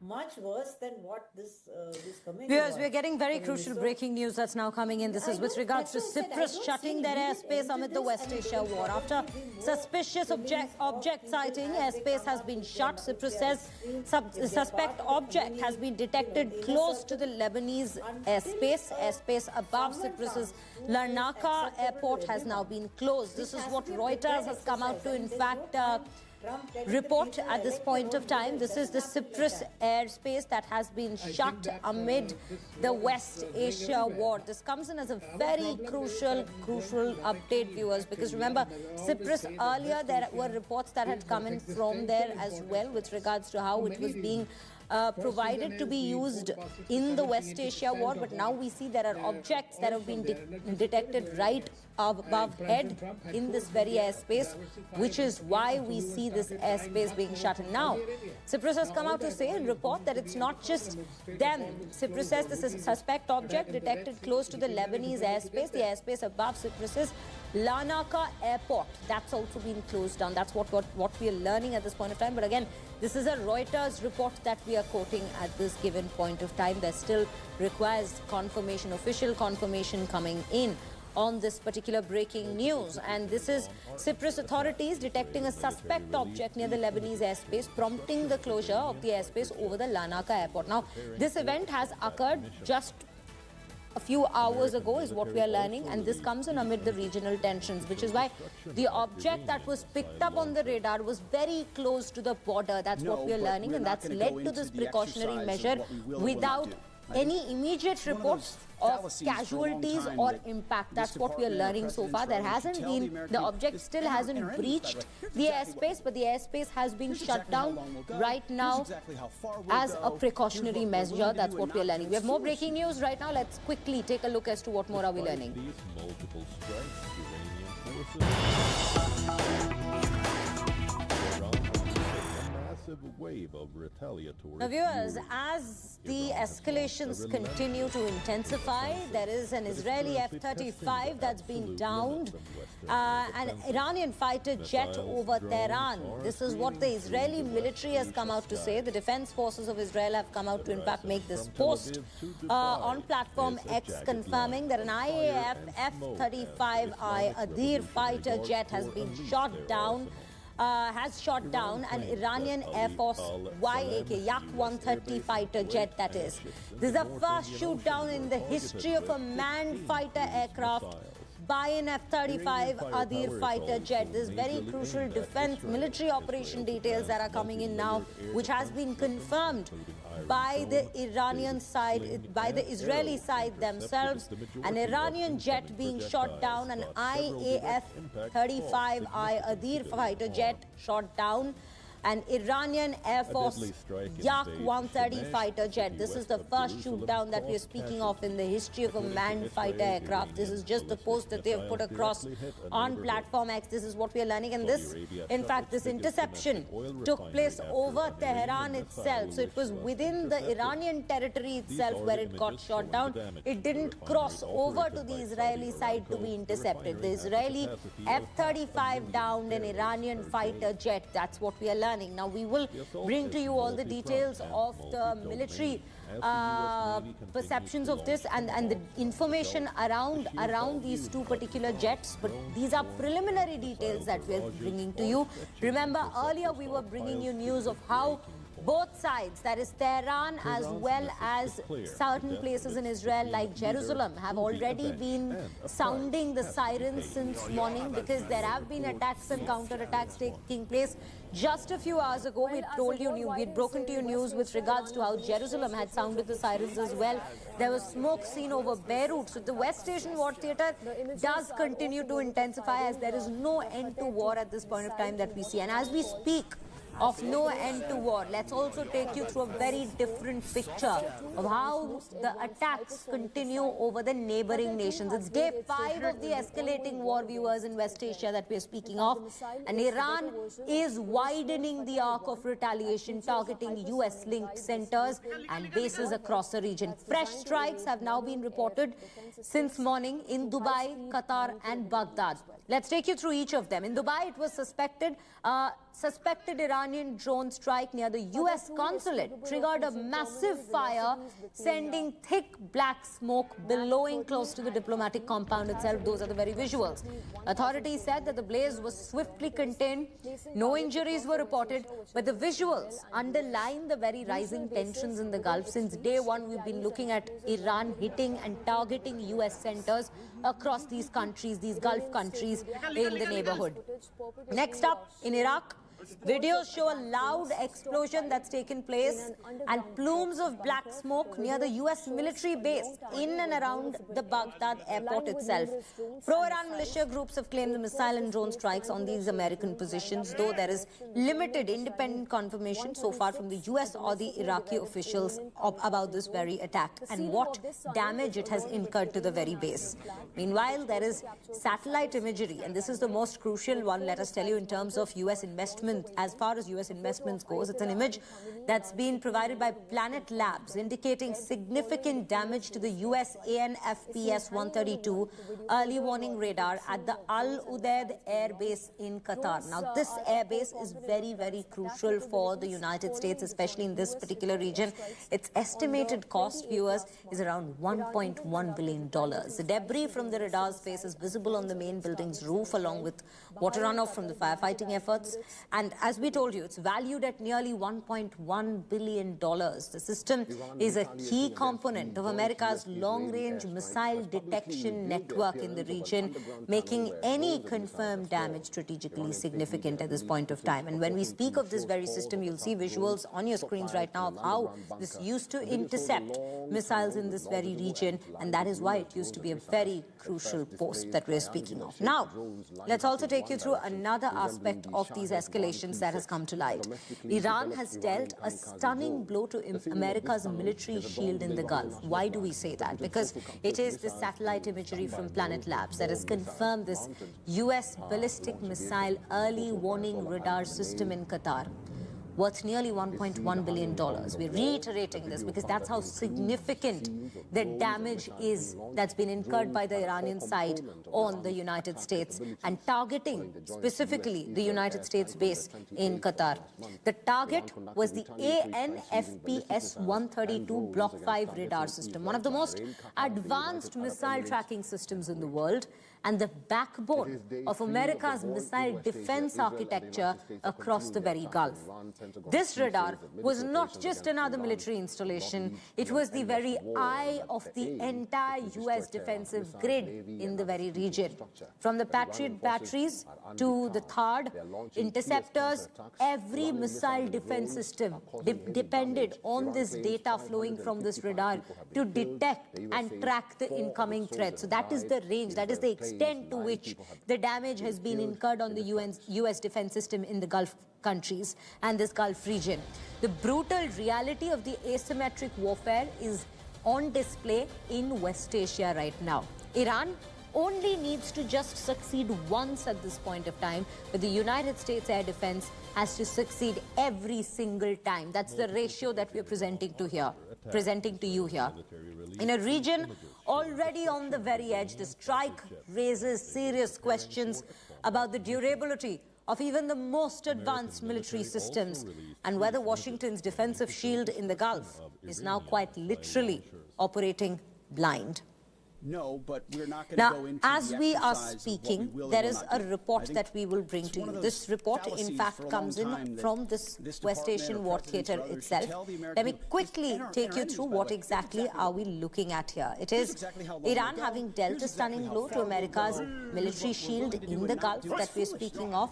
And as we speak, that's not the only damage that's been incurred. There is much more to it. More than 2 decades after the Iraq War in 2003, Washington may be following a familiar script. Now, why are we saying so? We are highlighting where all is it that the United States is on a back foot, this time in Iran, that is. From warnings about weapons of mass destruction in 2003 to today's claims of an imminent nuclear threat, the language sounds strikingly similar and takes us back to that very operation in Iraq. So is the Iran war then following the Iraq playbook? Here's a report on the same. Let's take a look as to what we learn.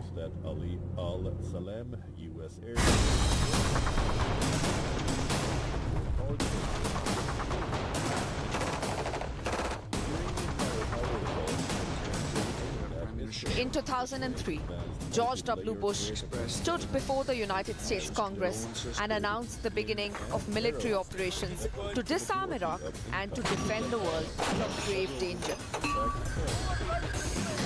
At this hour, American and coalition forces are in the early stages of military operations to disarm Iraq, to free its people, and to defend the world from grave danger. 23 years later, as he announced US's operation in Iran, Donald Trump painted a strikingly similar narrative.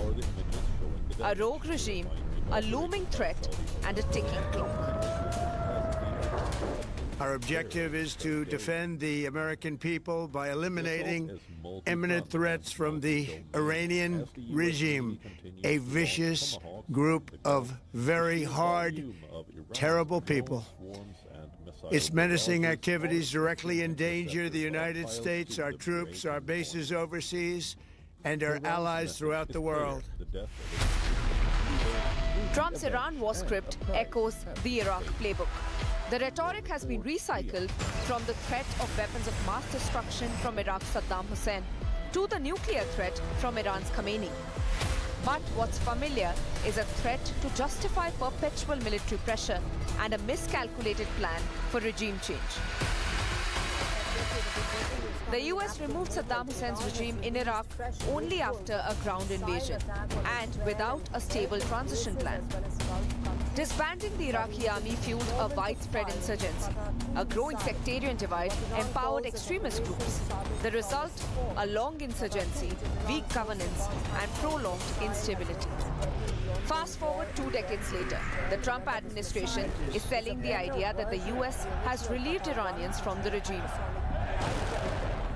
This is not a so-called regime change war, but the regime sure did change.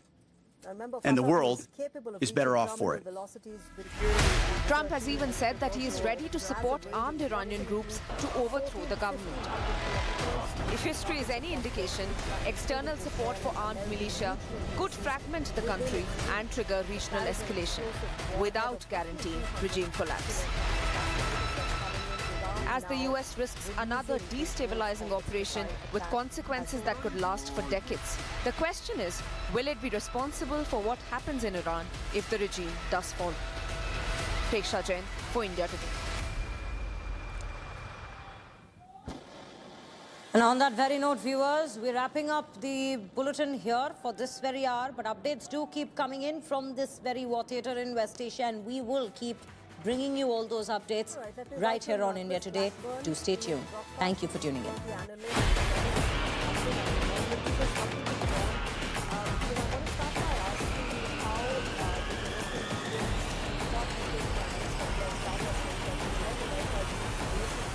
But we will not directly get into this conflict, despite the fact that Europe might have been just dragging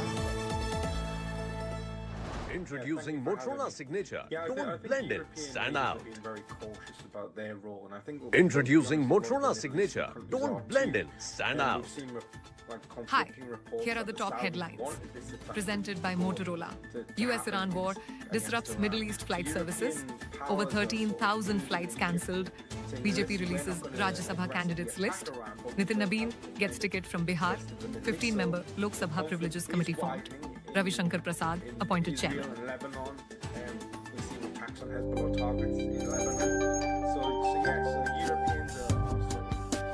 Scared about how this is going to escalate, so we're sure some of the Muslim allies that we've got their back. So it's a very difficult position for Prime Minister Keir Starmer and the team. But we're seeing a sort of a change as the war widens in West Asia. Iran has released fresh visuals of his missile attack on Israel. US bases and factories.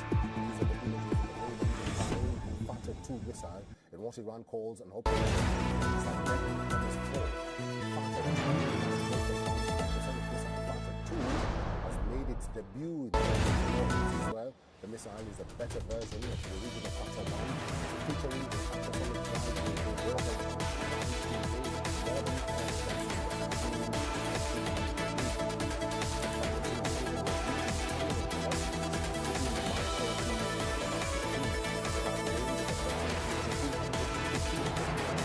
placing targets across West Asia, Introducing Motorola Signature. Don't blend in, stand out.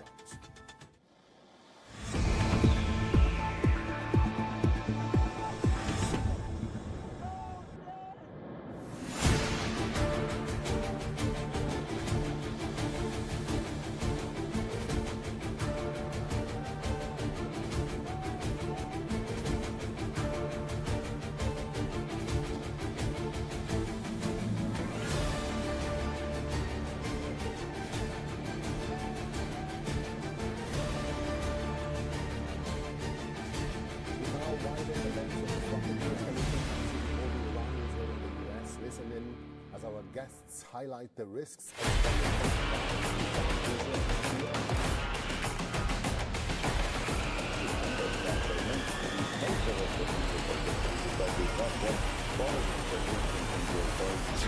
The Americans, what they have been doing, they are using the pretext of the it certainly appears that on the streets of Iran as well, there is now support for the current regime. It's largely the Iranians outside Iran who may be backing Reza Pahlavi. Yes, and I just want to correct you on a statement that you just made. This support hasn't been today or just because of the Khamenei's death. It's been there since January 8th and 9th. And the gathering that we had in Munich, specifically in Munich, of millions of Iranians that came on the streets in United States and Europe and a lot of other places, it was the call of Reza Shah Pahlavi. And I want to be very specific with that because I feel like a lot of media, a lot of people, a lot of West and East and the lefties, they're making this to be some sort of a other conversation that, oh, what's going to happen now that the Khamenei is dead? And what's going to happen while Israel and America, they have hit Iran, right? So I just want to say it very clearly. Reza Shah Pahlavi's name has been chanted by Iranian people from Iran and the people outside of Iran, the diaspora of Iranians, for past 2 months. But unfortunately, the media, specifically Indian media, have been seeing this or hearing it just because Khamenei is dead. And the war has happened. So, okay, Geeta. Well, Mandana, I was in Tehran and I know that there is a lot of disillusionment against the regime, but certainly not as much popularity for Pahlavi as you're suggesting. There might be some sort of a faction that really would want Pahlavi, but many others do not. Maybe they'll be looking for a democratically elected government. I'm so sorry. I don't want to be disrespectful. I don't want to cut you out.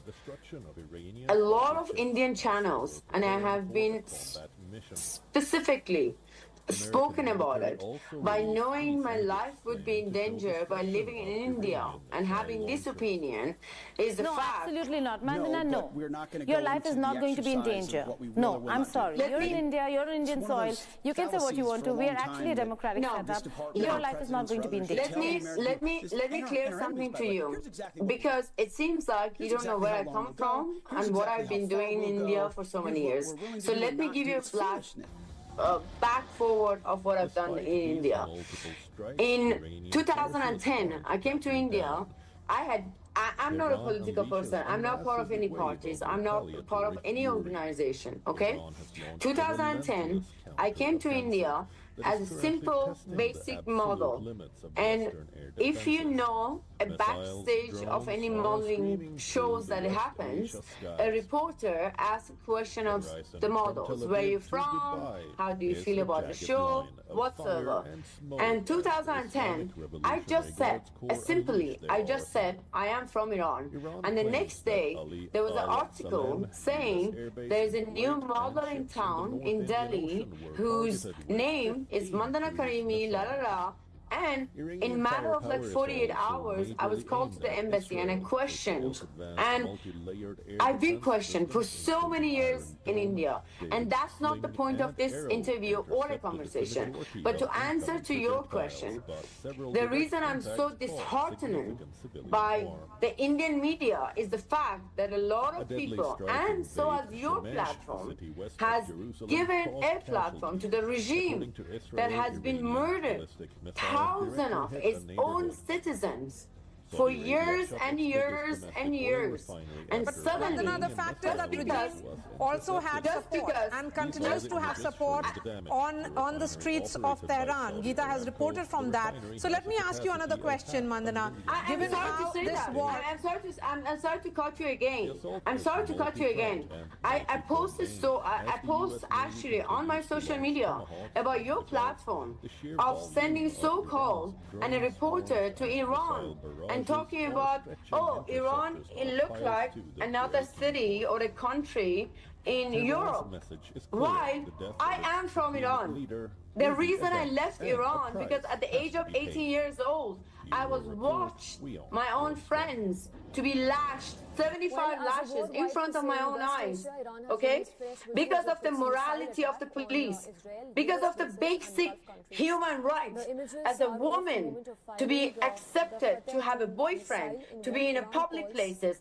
And I watched my friend to get lashes, and that's why I left Iran. So, an Indian reporter who goes to Iran... But Mandana, that so-called reporter was me. I was there in Iran. I had gone to interview Arakchi, and I'm telling you very clearly that what we saw is what we were reporting, that not everybody, which means the protests after Mahsa Amini actually shook the regime. regime, that they had relaxed moral policing is what we were reporting about. And I am also the person who actually cut my hair on live television protesting the regime and supporting Mahsa Amini. So I'm sorry, I don't think you know my work well enough to say that I just went there to do that. My dear, I've been watching Mandana, I very clearly went there. No, you have to give us an opportunity too. I went there to interview Arakchi because he was going into talks with America. Just ahead of the talks in Geneva, I cover foreign policy. It is my job to interview foreign ministers who are going for important assignments. When we went there, we were talking about how the moral policing in Tehran has come down after the protests. And it is true. I did not wear a headscarf anywhere in Tehran except for when I was doing the interview because it was the official building. My dear, I respect you, woman to woman. Forget the politics. Forget the fact that you're a reporter and this is a news channel or whatsoever. I respect you as a woman. I respect you, the fact that you put your life in your hand and you went to Iran. I kudos you for that. I bloody respect you for that because I know as a woman going to Iran as a reporter, right, if you're gonna say something that is not as far as what the government wants, what your life is gonna be. I kudos you for that. I do not doubt that. And I respect you, I salute you that. Iran retaliating against the joint US-Israeli airstrike has all right. revealed their appearance. There seems to be some problem with that line of Mandana. There are reporters that they go to Iran and they see what you see and what the government wants you to see. What I'm saying, please have an empathy with the Iranian woman who I have lost my childhood. I have lost my teenager time to the government. We absolutely do. There is no question about that. I know you do. There is no question about that. Let me finish. Let me finish. Please let me finish. I respect you a lot, but the fact that you give a platform to murderous regime who has killed my own friends. I'm not talking to you as an organization. I'm not talking to you as a political party or whatsoever. I'm talking to you as an Iranian woman who's been arrested and watched her best friends to get lashes, and I have a mark in my own body from that. Okay, I just need to ask you one question then, Mandana. Please allow me the time, Arya. Sure. Mandana, I need to ask you this. Please do. And we're talking geopolitics here. You're here because there's a war that's on, right? Yes. And that war is being waged by Israel and America, not America alone. If Iran loses, Israel wins. A very strong Netanyahu who also has completely taken Gaza by storm, razed it to the ground. You're okay with a stronger Netanyahu in the region? Can I tell you? Can I answer you in this way? Again, 3 months ago, for the first time in my life, I went to Israel. For the first time in my life. I've studied in Iran. I went to Islamic Republic private school in Iran. Every day in the morning, they taught us death to Israel, death to America. When I was a kid, I was punished because I asked my teacher, who is Israel? And who's America? Why do we hate them? And they didn't have an answer for me. They punished me. At the age of 39 years old, as an adult, I went to Israel 3 months ago, okay? I have Israeli friends, and I went to the border of Gaza, and I saw it with my own eyes. And the reason I was able to do that, because I don't have Iranian passport anymore. I have different passport now. It's not Indian, but I have a different passport now. I went to Israel, and I saw it. The bullshit that Iranian regime the school that I have studied, they teach us to hate Israel for no reason. It absolutely doesn't exist. And I'm sorry to say that. If my country has been oppressed for 48 years and I have lost my school friends. All right, Mandana, we certainly understand your sentiments, so thank you so much. Thank you so much for joining us.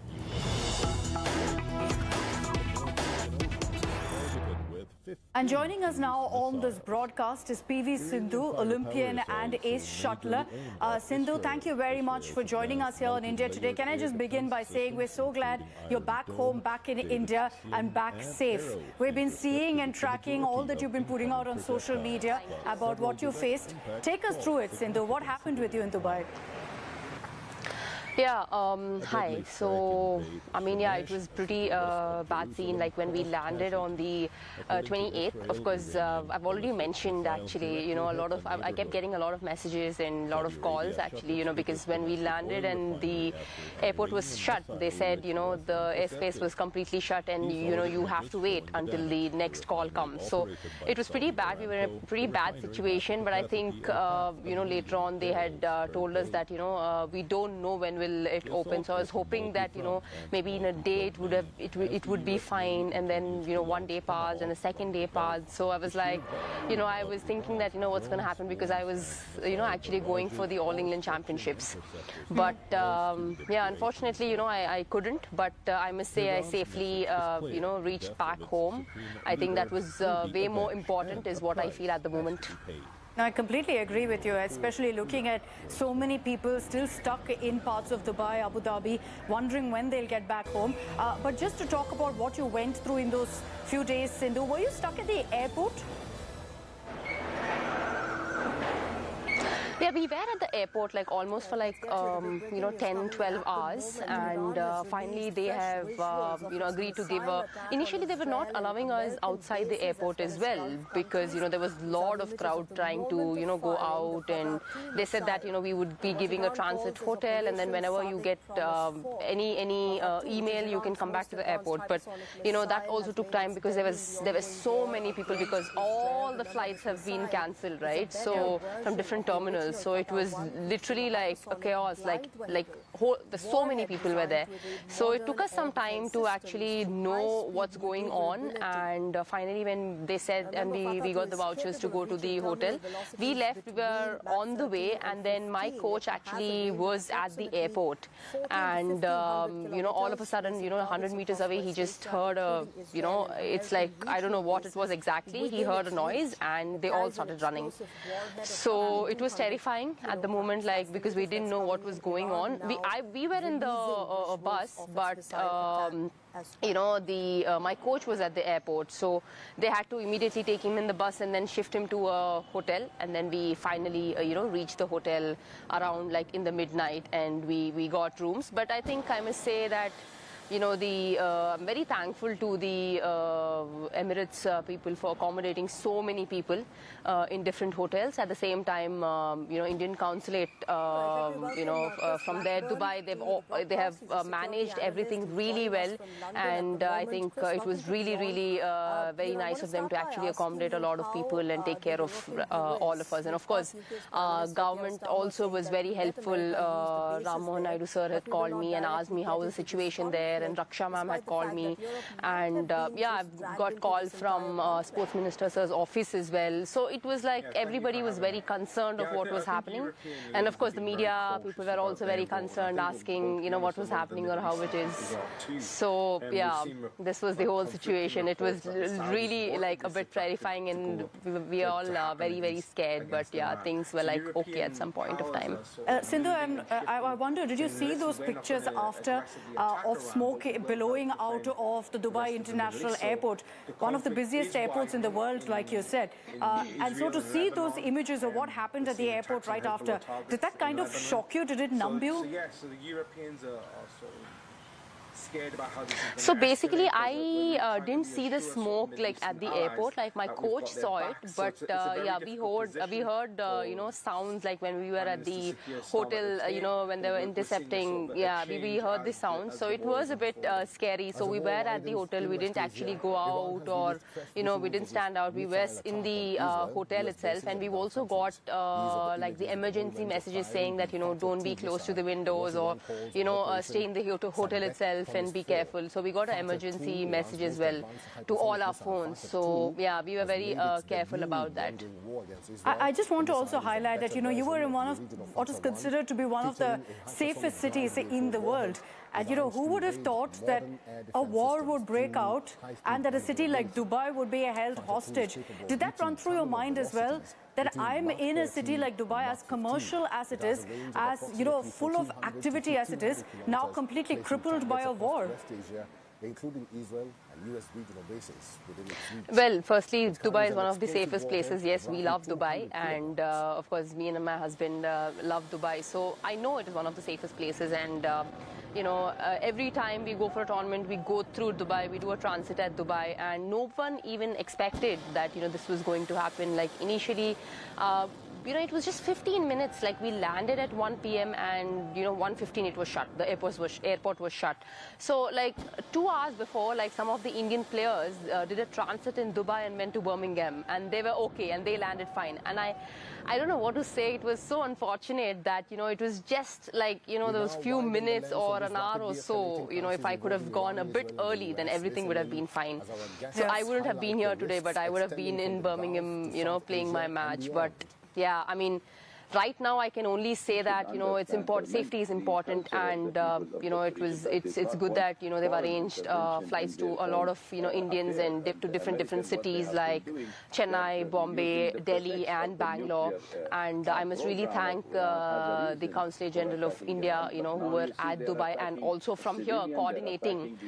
From India also they were coordinating, like how was the situation and everything. So yeah, hats off to them to actually help us. Yep. You know, one thing that stood out for me, not just me, but I mean so many Indians. Yeah. I agree, because, you know, you've seen it, so you know what others are going through too. But one aspect of what stood out for me from my conversation so far with you is how unpredictable things can be. And, you know, as a player, you know how unpredictable a game can be, and that literally translated into real life for you, because I'm sure you had no idea what was going to happen in the next 24 hours, how long you'd remain in Dubai with no way out, and all of it because you said in a matter of minutes things changed. Yes, absolutely. I mean, no one predicted this, and we didn't even know how many days we were going to stay there. And suddenly, like yesterday, we got a call in the evening, because the Emirates people actually came to the hotel and actually took our details and everything, and then went back, and we got a call from Emirates saying that, you know, if you're traveling to India, please do come back. And even then, I've asked them that are there any flights to go to London or, you know, anywhere, so that I could actually go and play a tournament. But they said no, but if you are going to India, please come to airport as soon as possible. So it was just that minutes completely changed. We had to pack everything and go to the airport. But at the same time, you know, when we actually landed there, we had no clue how was it going to be there, because every hour it was different, because they postponed the flights, and then at once they were like, we suspended the flights, and they're like, we don't know when will the you know, flights or airspace will be on, or when will the flights fly. We have no idea. Like everybody put their hands up, and they were like, we have no idea. So it was terrifying, like what's happening, like, you know, where are we, like what is next? Yeah. We were all in that situation. Yeah. And your hands are tied, you know, there's nothing you can do in such a situation but just sit tight and hope for the best, hope that help comes your way. I'm glad, though, that the government did step in actively to help you as well. And here's hoping everyone else returns home safely. Sindhu, I'll just again repeat that everyone, and we as a nation, heaved a sigh of relief when we found out that you're back home, back safe. We wish you could have gone to Birmingham.